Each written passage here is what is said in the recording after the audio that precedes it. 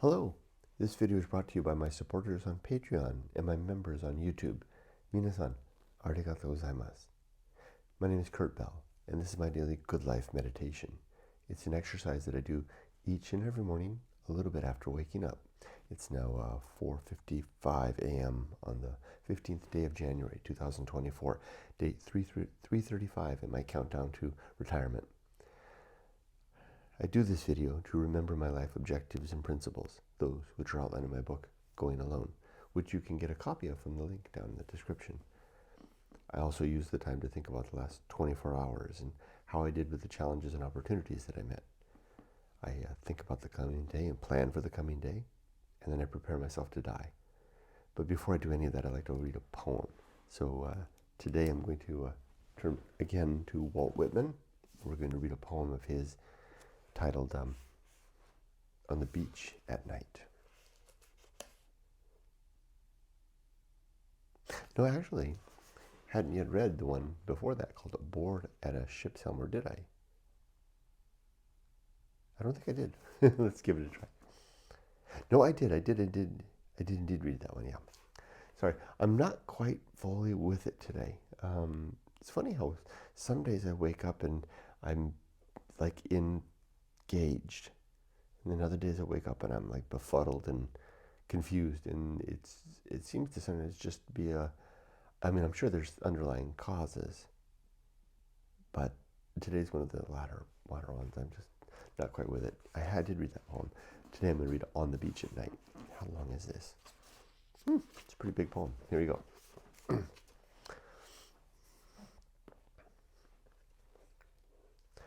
On the beach at night.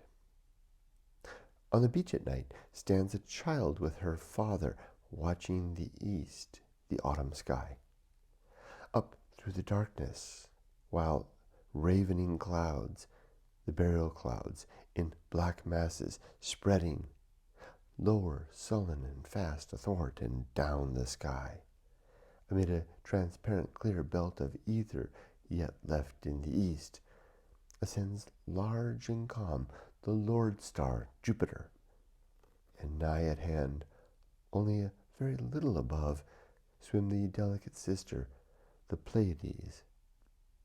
From the beach, the child holding the hand of her father, those burial clouds that lower, victorious, soon to devour all, watching silently weeps.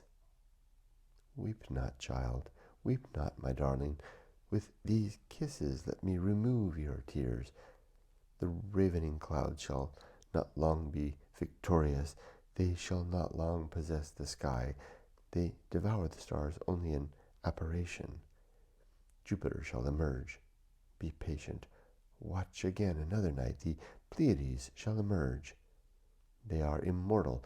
All these stars, both silverly and golden, shall shine out again. The great stars and the little ones shall shine out again. They endure. The vast, immortal suns and the long, enduring, pensive moons shall shine again.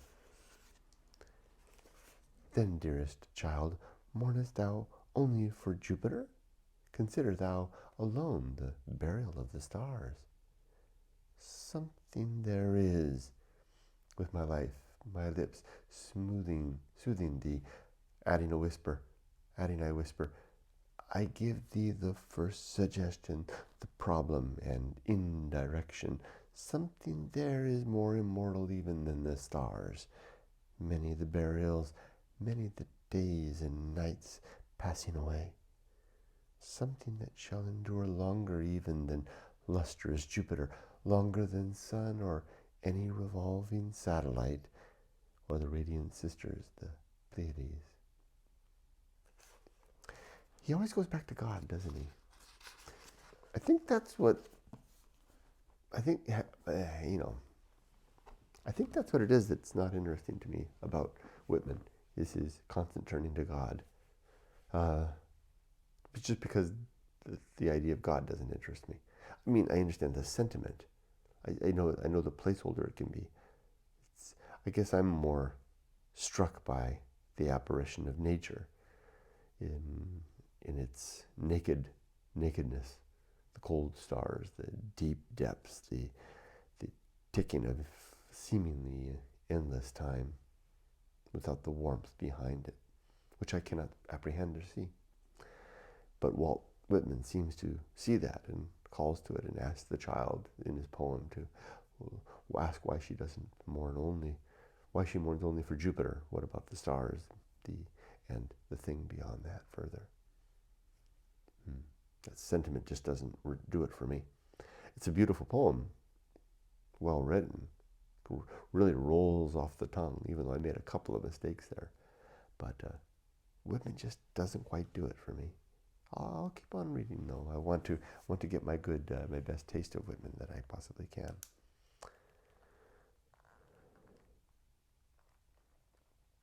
All right. On to yesterday and last night. As for my checklist for yesterday,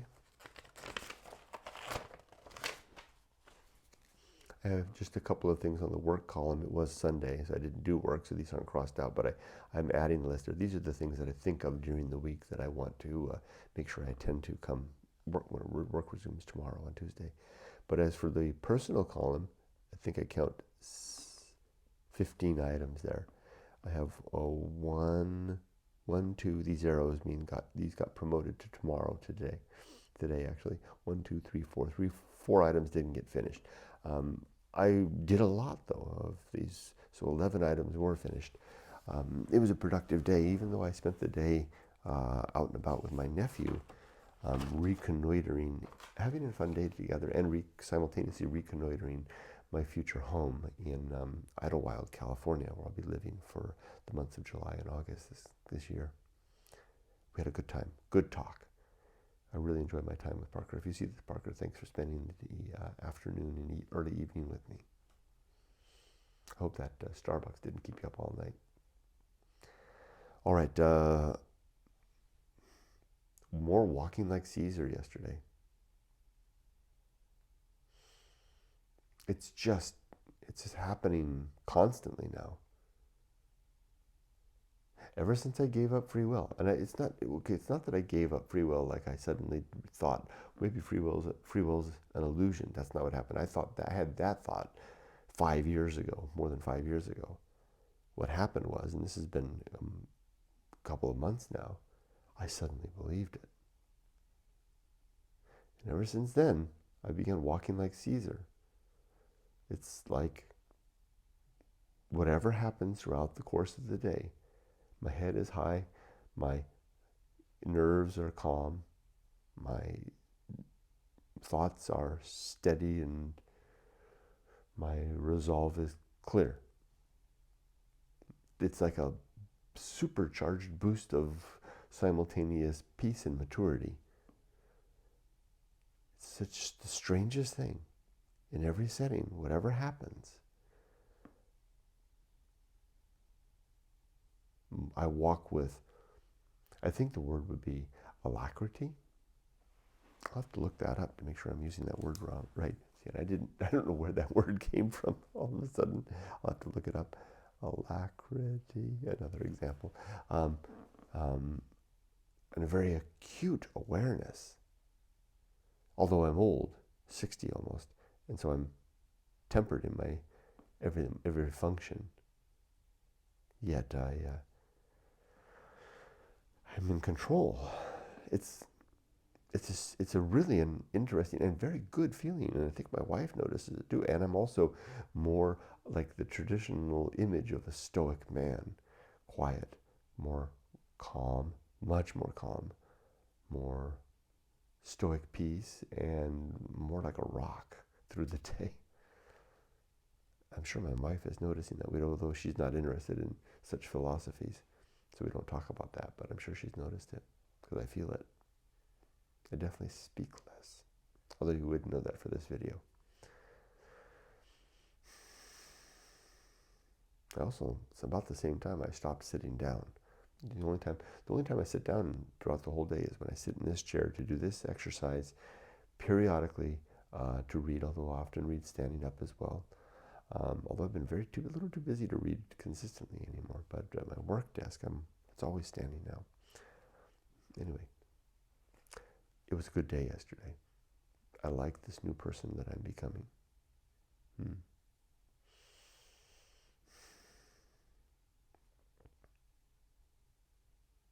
All right, it's a good life. Before I recite the creed, I'm going to go over one of the principles. In this case, it's agency and the great indifference, and then I'll recite the creed.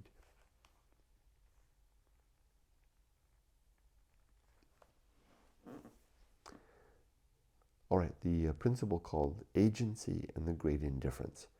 This has two parts. Agency is described as the anything in the universe that is alive, or the artifacts of those things that are alive. These would be the artifacts of agency. So a tin can I might find out in the desert, deep in the desert, or a Mylar balloon that floated out there and dropped from some party in Los Angeles. These would be, even though there's no humans about, these would be artifacts of agency, reminders of my species, reminders of my fellows. A plant found in the desert, or a cricket that we can hear chirping, a frog, the sight of a bird, anything like this. These are agents, or artifacts of agents. A dead twig would be an artifact of agency. I make careful distinction of that, of all the different ways that agency can be anticipated. A light in the distance from the wilderness. When I would be hiking deep in the desert, there were only two lights that were really ever visible, besides the periodic train passing down below in the valley near Siberia Ghost Town.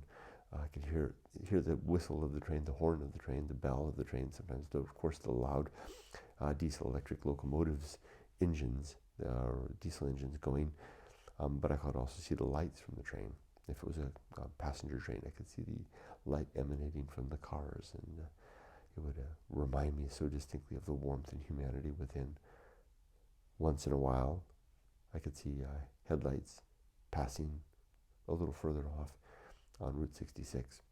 And there were two red lights atop the mountains in the Bullion Mountains to the south. Those are the artifacts of agency. Now, I make careful distinction of how those can be encountered, because my point is that if you can get far enough removed from all agency, or even the artifacts of agency, the reminders of our kind, the reminders of life, and you can get far enough into what I call like a moonscape desert, far enough up into the Bristol Mountains, to the north of Siberia Ghost Town, up there where the Sandman's Bed is, the wasteland of the Sandman's Bed, or a little bit higher up in the Rhyolite or Granitic Peaks. You can get to an area where there are no signs of life. Very few, at least. Maybe a little scrub of grass here and there. But certainly no animals to see. Very few plants. No sign of humanity, especially if you can get up and over the edge of deep water. You can't hear the whistle of the train, but very distinctly, only from time to time. If you get in the right place and it echoes through the desert, you might hear it. Certainly can't hear any sounds of cars going by on Route 66. All that goes away. Even at times, even the sound of airplanes above is gone. At night, you can still see an occasional satellite or a plane go overhead. And farther enough in, it's like walking on the moon. That is when I can more clearly apprehend, sense. It's a funny thing to sense nothing. Sense the absence, the vacuum-like absence of agency. No humans, no desert animals, no very few plants, no echoes of train horns or the sound of cars roaring across Route 66, or the roar of jets above, or the blinking red lights on the Bullion Mountains.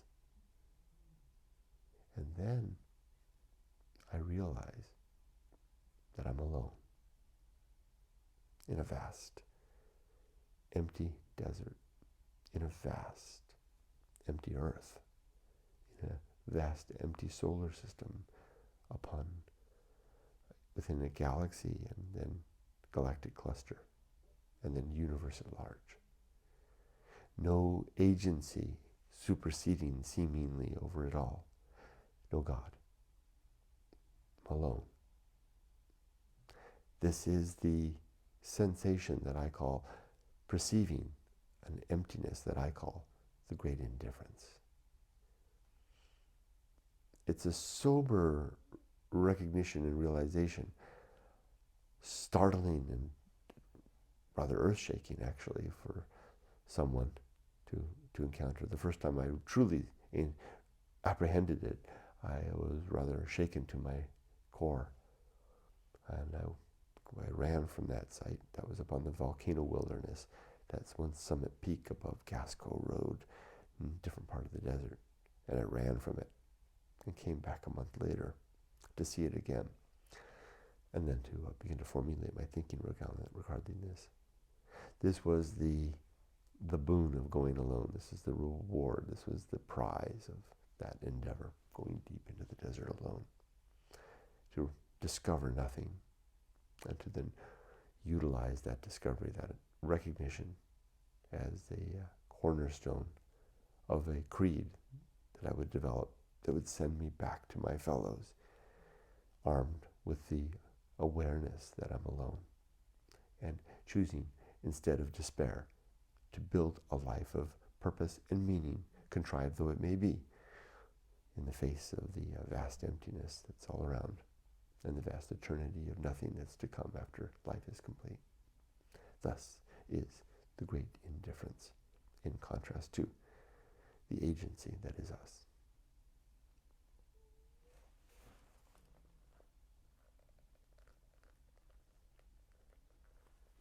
All right, let's recite the 8 objectives of the Good Life Creed. You can find these in my book in the chapter titled The Good Life. These 8 are: 1. To be always ready to die. 2. To make good and effective use of time. 3.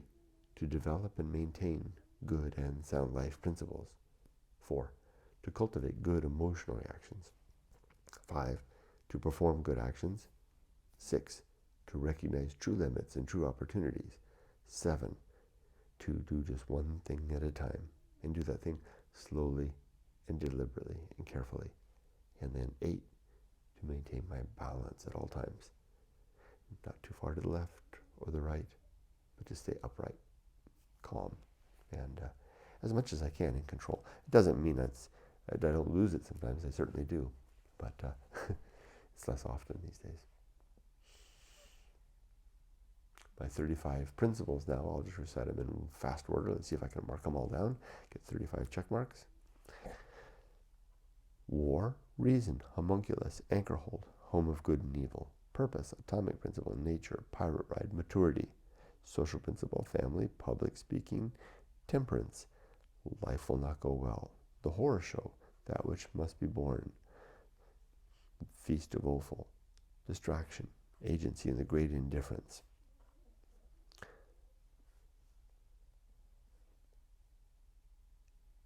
The best seat in the house. The restless man, the path of wildness, the great life adventure, the risk of avoiding risk. Sin and damnation, complete oblivion. The season of philosophy, script writing, the bullseye aim, the uphill climb, arena and utility, nothing is enough, the principle of fun, and then being ready. 5, 10, 15, 20, 25, 30, 35. Got them. I think in the right order too, although I hesitated there a couple of times. That's what I get for going fast. Okay, now as for today, I've 4 items so far knocked off the checklist. I've yet to do. I'll read the Bible, continue with the book of Luke.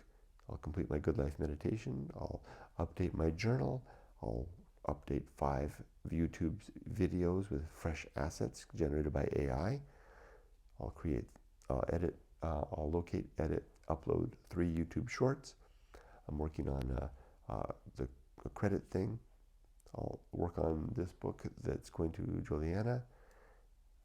I have to fix a cover on one of my books. What is that? I can't even. Oh, read. I need to go to the beach. The big one. I need to go to the beach and do my book reading. Reading, Kurt. I'll read a chapter at the beach. I'll do that soon. And then I have to look up the meaning of the word alacrity.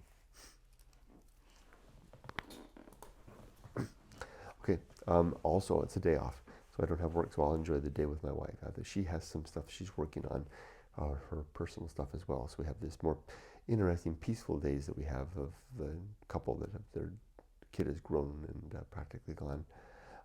Figuring out continuing to figure out our transition back to Japan and working our life out from this new vantage point, and new going forward, this life coming to an end, this life in America, and new life in Japan to begin. So what I'm basically saying is that we have work to do to make that happen. A lot of work. All right. Am I ready to die? Are my affairs in order? Yes. Are my relationships sound? Yes. Is my life's work complete? Yes. So, I'm ready to die. If I need to, I can go out, hopefully without a single backwards glance, fall into oblivion, eternal emptiness, without one look back. All right. I wish you all the best. Let me just clarify that for a second. What I mean by not one look back doesn't mean that I'm dying glad to be gone. It simply means, because I don't want to be gone, I enjoy this as long as I can. Life is good, even the hard parts. What it means is I'm leaving no cards on the table. I've got my life settled. My affairs are in order. My wife and daughter will be taken care of after I'm gone. My relationships are sound. I have nobody that I need to talk to about anything. No regrets should I die and should I find myself awake somewhere else. Say, oh gosh, I wish I talked to somebody. No, all those things are talked to, they're settled. And then all my life's work is done. My daughter is raised and my book is written. That's what I mean by no looking back, because I've got everything settled, because I work hard to do it every day. That's what I mean, just to clarify. So with that, I wish you all the best. Be safe, but not too safe. Take care.